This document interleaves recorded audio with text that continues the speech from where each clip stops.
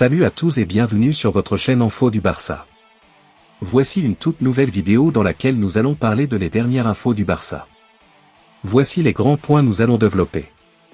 Premièrement, la phrase choc de Szczęsny sur sa concurrence avec Peña. Ensuite, Barça, énorme nouvelle pour Dani Olmo. Et, le Real et le Barça bannis de la Ligue des Champions. Et d'autres infos du Barça. Je vous explique tous dans quelques secondes. Donc, restez juste qu'à la fin de la vidéo pour ne rien manquer.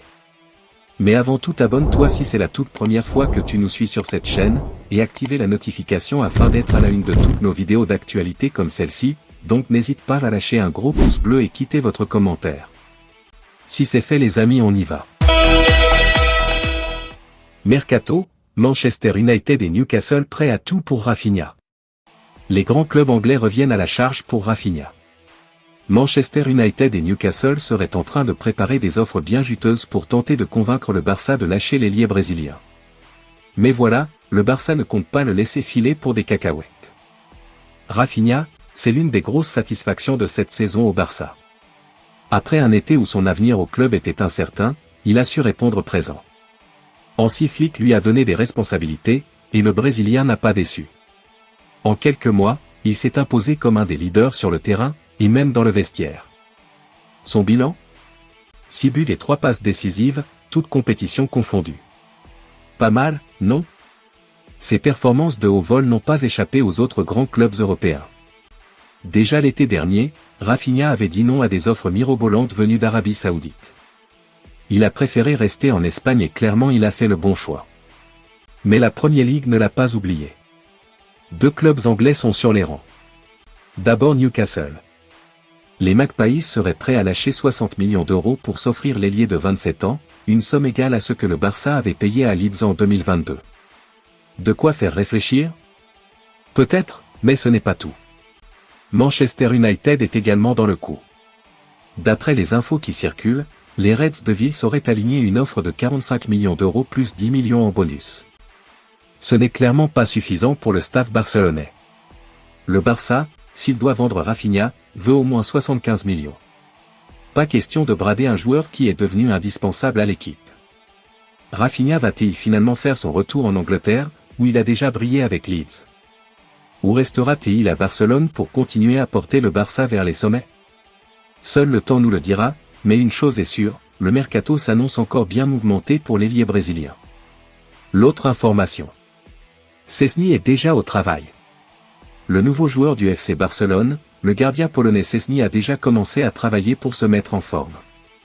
Szczęsny, 34 ans, a signé un contrat avec le FC Barcelone mercredi dernier, en présence de Joan Laporta, dans les bureaux du Camp Nou. Il remplace Marc-André Ter Stegen, qui sera indisponible pour le reste de la saison en raison d'une blessure. L'objectif est de remettre le gardien polonais en forme, d'autant plus qu'il avait déjà prévu de prendre sa retraite après le prochain championnat d'Europe. Néanmoins, l'opportunité de jouer pour le Barça, avec le soutien de son compatriote Lewandowski, a été trop séduisante pour lui suite à la victoire du FC Barcelone face aux Young Boys. Hansi Flick a décidé d'accorder 2 jours de repos à ses joueurs, qui reprendront l'entraînement vendredi. Cependant, Szczęsny était déjà présent à la Ciutat Esportiva Joan Gamper pour s'entraîner en tant que joueur du Barça. Le vendredi, il s'entraînera avec ses coéquipiers en vue du match de dimanche prochain à Vitoria. Le gardien polonais aura du mal à être pleinement disponible après seulement 2 entraînements avec le groupe. Il mettra tout en œuvre pour être prêt pour la rencontre contre Séville à Montjuïc le 20 octobre, après la pause dédiée aux équipes nationales. L'autre information. 3 joueurs du Barça à la porte de la sélection. En dehors des joueurs qui sont souvent appelés lors des récentes sélections, il y a 3 à 4 nouveaux éléments qui pourraient faire leur entrée dans la sélection espagnole. Luis de la Fuente, le sélectionneur de l'Espagne, dévoilera ce vendredi matin les noms des joueurs retenus pour les 2 prochains matchs de Ligue des Nations contre le Danemark et la Serbie, qui se dérouleront les 12 et 15 octobre. Suite aux blessures de Dani Olmo et Fermín López, ce sont Pedri González, Ferran Torres et Lamine Yamal qui sont assurés d'être sélectionnés. Cependant, d'autres joueurs pourraient également intégrer la liste.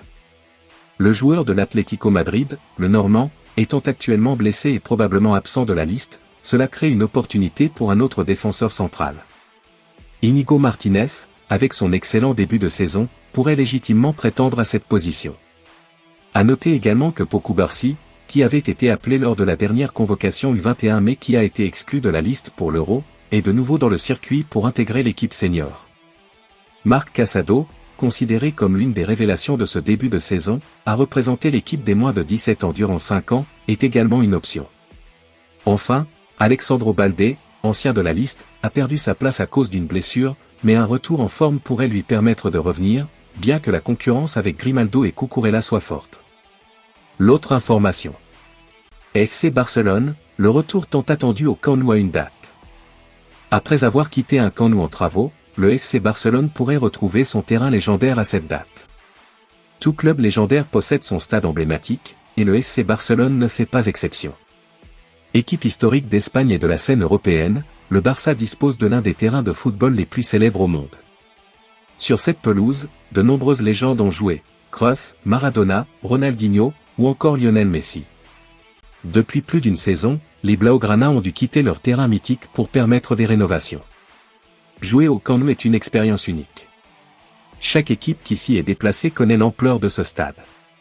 Plus grand stade d'Europe il y a quelques années, le Camp Nou montrait des signes de vétusté au niveau de ses infrastructures, rendant les rénovations indispensables. Après avoir joué pendant plus d'un an à Montjuïc, le retour au Camp Nou semble plus proche que jamais. En effet, selon Mundo Deportivo, l'objectif serait de retrouver le stade emblématique pour la seconde partie de la Liga, notamment face à Valence le 26 janvier 2025, ou contre Alaves le 2 février. Quitter le Camp Nou n'a pas été une décision facile pour le Barça. En effet, le stade mythique est une réelle forteresse et gagner là-bas n'est pas facile. De plus, l'aspect financier entre en compte avec ce stade. Partir d'un stade à plus de 90 000 places pour aller dans un stade à 50 000 maximum est une stratégie déficitaire pour le FC Barcelone. Mais les rénovations étaient obligatoires. Lors du retour au Camp Nou, les nouvelles infrastructures ne seront pas encore totalement installées comme la partie 6 et Pi. Mais ce qui est sûr, c'est que le premier match du FC Barcelone de Hansi Flick au Camp Nou va être très bien accueilli par les supporters.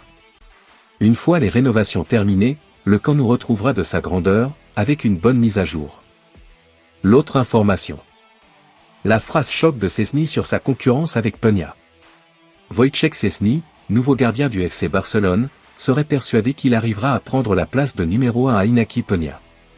Afin de pallier la longue absence de Marc-André ter Stegen, le FC Barcelone a recruté librement l'ancien gardien de la Juventus Turin, Wojciech Szczęsny, dont l'arrivée en Catalogne a été officialisée ce mercredi.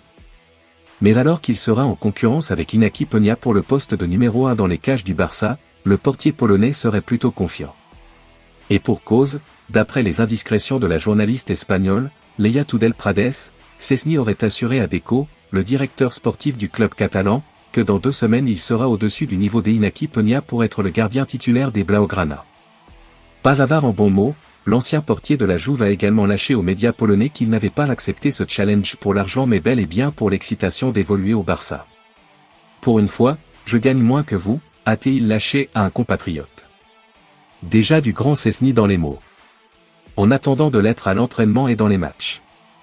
L'autre information. Barça, énorme nouvelle pour Dani Olmo. On en sait plus sur le retour de Dani Olmo sur les terrains avec le Barça. En proie à des difficultés financières toujours aussi conséquentes, le Barça a tout de même réussi à boucler une grosse opération avec la venue de Dani Olmo, le champion d'Europe espagnol, débarqué en provenance du RB Leipzig pour environ 50 millions d'euros. Dès ses débuts, il s'est montré particulièrement à son aise sous ses nouvelles couleurs, mais a vu ses débuts flamboyants être stoppés net par une blessure musculaire à la cuisse droite censée le priver d'au moins 4 à 5 semaines de compétition, blessure survenue mi-septembre. Et visiblement, il sera dans les temps, comme le dévoile le quotidien Marca. Ses sensations sont bonnes et une date de retour est déjà évoquée par le média, face au FC Séville pour le duel du 20 octobre prochain. Une grande nouvelle pour Hansi Flick, car avec les échéances à venir, il aura besoin de tout son groupe, un choc contre le Bayern Munich en Ligue des Champions le 23 octobre, puis le Classico sur la pelouse du Real Madrid le 26 octobre. Avoir Dani Olmo dans son effectif pour ces 2 affiches ne sera pas de trop. L'autre information. Le Real et le Barça bannis de la Ligue des Champions. Toujours à la recherche d'un nouveau président, la Fédération espagnole de football a vu la FIFA et l'UEFA lui mettre la pression concernant une éventuelle exclusion des clubs ibériques lors des compétitions européennes. Sur le plan sportif, tout va bien pour l'Espagne. victorieuse de l'Euro 2024 cet été en Allemagne avec notamment les révélations de Lamine Yamal et Nico Williams sur le plan international, la Roa a ajouté un nouveau titre continental à son palmarès. Cependant, en interne, tout n'est pas si fluide. Depuis l'affaire Luis Rubiales qui avait démissionné de ses fonctions de président de la Fédération espagnole de football en fin d'année dernière, un successeur se fait toujours attendre. Si bien que l'UEFA et la FIFA ont décidé de monter au créneau. Selon les informations du quotidien AS, les deux organisations du football européen et mondial ont lancé un ultimatum à l'ARFEF et lui ont demandé des garanties pour qu'un nouveau président soit nommé dans les 3 prochains mois, soit d'ici la fin de l'année 2024, sous peine de voir des sanctions tomber.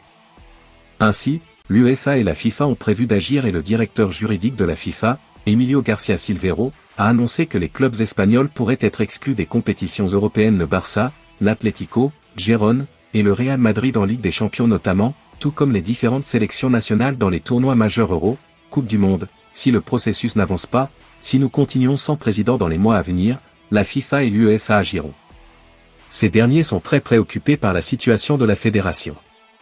La fédération espagnole est en situation intérimaire depuis plus d'1 an, c'est l'une des plus importantes au monde ou la plus importante pour moi, et il est temps pour elle d'avoir un président, a-t-il menacé. Nation forte du moment dans le monde du football avec notamment la médaille d'or au tournoi olympique masculin et le sacre de l'équipe féminine au mondial de l'année dernière, l'Espagne doit vite corriger le tir pour ne pas voir ses objectifs lors des prochaines années partir en fumée en un rien de temps. Pour rappel, la nation ibérique est l'un des 3 pays qui co-organiseront la Coupe du Monde 2030. Merci de l'avoir suivi, n'oubliez pas de s'abonner et d'activer la notification pour ne pas rater aucune de nos prochaines vidéos et quittez votre like pour plus d'encouragement. Merci, à bientôt.